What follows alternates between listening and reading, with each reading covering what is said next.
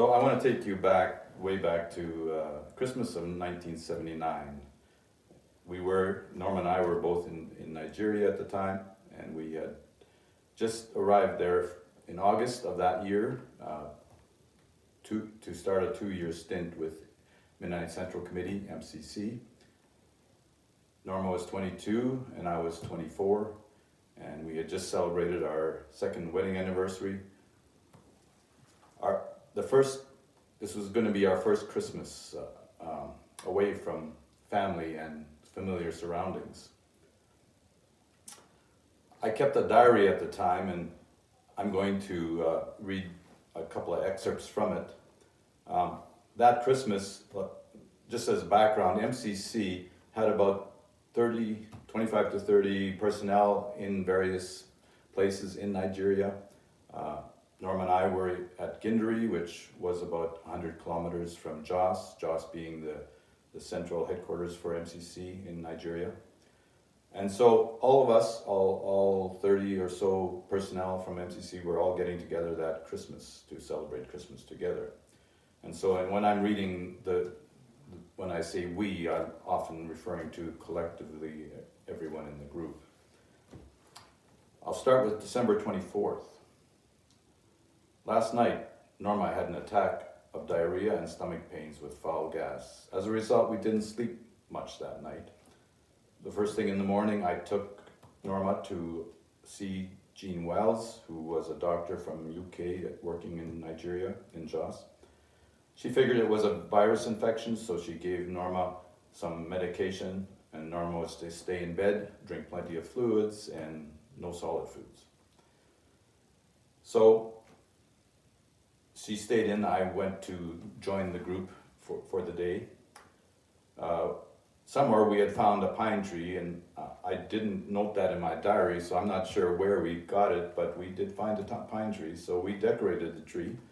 But unfortunately, the pine needles already started falling off, probably because it was so hot out, and because we hadn't maybe put it in water quickly enough.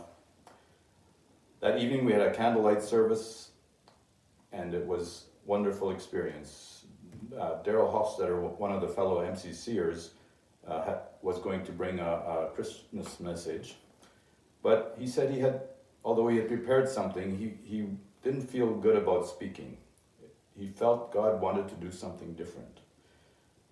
And so he led us in a prayer asking God to speak through us as he desired. What resulted was a totally spontaneous worship. Individuals would pray, read scripture, or start us in a song. I had never experienced anything quite like that before, and it drew us all closer to the Lord and to each other. It was especially meaningful to me since I had been rather downcast at the beginning, but I could not help but feel drawn into the meeting and caught up in the spirit of the meeting, and the Lord drew us closer to Him. One discovery that sticks with me from that service, that God revealed His Son to some humble shepherds in the hillsides of Bethlehem. They had no great gifts to bring Him, but they brought themselves and humbly praised and worshipped Him. Likewise, I may not have much to offer, but I can bring myself to the Lord and offer myself to honor and glorify Him. After the service, we went caroling and stopped at the apartment where Norma was in her bed and sang for her too. Christmas Day. Rather difficult to believe it is Christmas. I wonder how the family gathering back home will be. The Lord has really answered our prayers. I don't miss home as much as I thought I would. I'm seeing the fact that life revolves around my relationship with God rather than with family. Of course, I don't mean I don't appreciate family, because I do, and do miss them, but there is a comfort that supersedes this loneliness which comes from God. The Lord answered another prayer in that Norma felt good enough to join us for the day's activities. After breakfast, we exchanged gifts. I received bookends from Martin, one of the MCCers, that he had made himself, and Norma got a plant hanger that was also made by one of the MCCers. We had a wonderful Christmas dinner. After supper, the children put on a Christmas pageant. For most of us, this was Christmas in a strange land with strangers. Yet it became like family. We became like family to each other, and that Christmas became special because of that. And for Norma and me, that Christmas we experienced the truth of Emmanuel, God is with us.